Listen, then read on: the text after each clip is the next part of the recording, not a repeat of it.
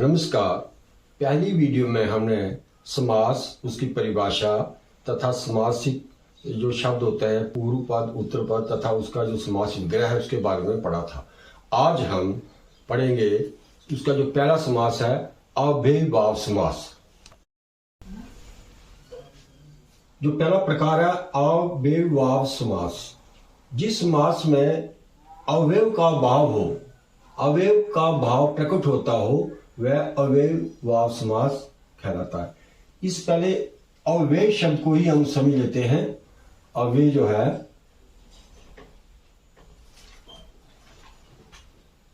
हमने दो शब्द पढ़े, जैसे आय। आय का अर्थ आप जानते हैं इनकम, आमदनी। व्यय होता है खर्च। तो अव्यय हो गया खर्च का ना होना। इसका अर्थ यह हुआ कि हिंदी व्याकरण में इस अव्यय का जो अर्थ होता है कि जो शब्द होते हैं वो अपना रूप नहीं बदलते, अव्यय नहीं बदल के वो व्यय नहीं होते। इस तरह से आप ये जान लें कि हमारे हिंदी भाषा में विकार के आधार पर या प्रयोग के आधार पर दो प्रकार के शब्द हैं। पहले हैं कौन से? विकारी। दूसरे हैं अविकारी।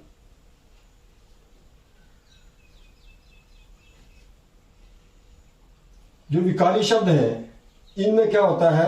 लिंग, वचन, कारक, काल आदि के कारण विकार उत्पन्न होता है। इस विकारी के कितने भेद हैं? विकारी जो शब्द होते हैं इनके हैं चार भेद। पहला संज्ञा, सर्वनाम, विशेषण, क्रिया विशेषण, क्रिया सॉरी। जैसे एक शब्द है राम या लड़का। जैसे शब्द यह है, इसको लिंग के आधार पर हम लड़के का लड़की हो जाएगा, इसका बहुवचन लड़का या इसके लड़के हो जाएंगे, लड़कों। इस तरह से यहां पर संज्ञा शब्दों में क्या होता है? परिवर्तन होता है। ये परिवर्तनशील होते हैं, इन पर लिंग, वचन, काल आदि का प्रभाव पड़ता है। इसी तरह सर्वनाम जैसे है हम, हमें, हमारा, हमारी इत्यादि, ये भी परिवर्तित होते हैं। विशेषण शब्द जैसे हैं, ये कोई जैसे पीला है,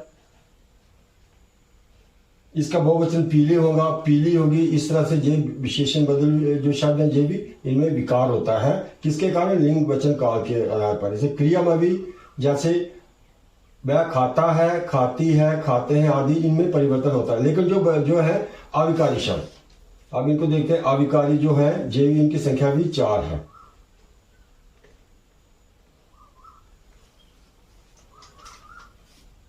इसी तरह अविकारी भी 4 प्रकार के हैं।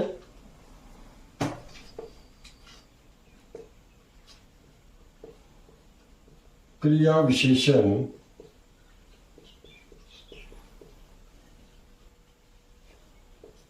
दूसरा है संबंध बोधक,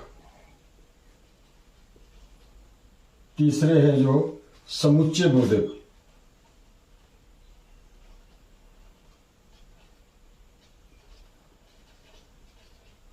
और चौथा इसका प्रकार है जो अविकारी शब्द है इनका है विस्मय बोधक। विस्मय बोधक मतलब विस्मय का बोध कराने वाले विस्मय बोधक हो गए। समुच्चय यानी कि समूह का बोध कराने वाले समूह बोधक। इसी प्रकार संबंध,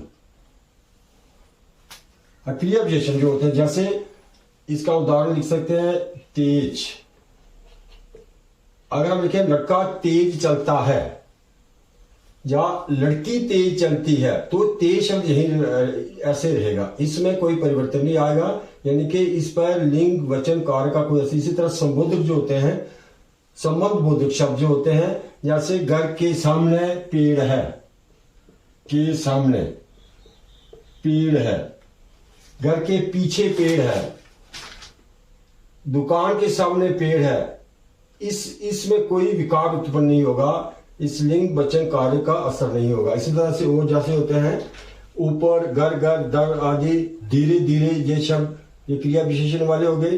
तो जो संबंध वाले हैं, जैसे सामने, ऊपर, के साथ, ये एक वाक्य के बीच में जो दो पद होते हैं उनके बीच आते हैं। समुच्चय बोधक जो होते हैं ये उपवाक्य उनमें आते हैं। जैसे सीता पढ़ती है और राम लिखता है। सीता पढ़ती है किंतु गीता खेलती है। इस तरह से जो शब्द होते हैं अथवा, तथा, किंतु, ये सारे समुच्चय का बोध कराने वाले शब्द है। विस्मय कार्य में आगे जैसे अरे, ओ,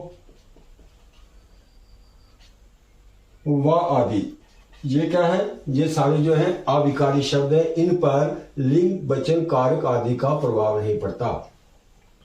इन पर हम थोड़ा संक्षेप में ही चर्चा करेंगे क्योंकि नहीं तो वीडियो लंबी हो जाएगी। तो हमारा आज जो मूल विषय है इसका कि अव्ययभाव समास, इसकी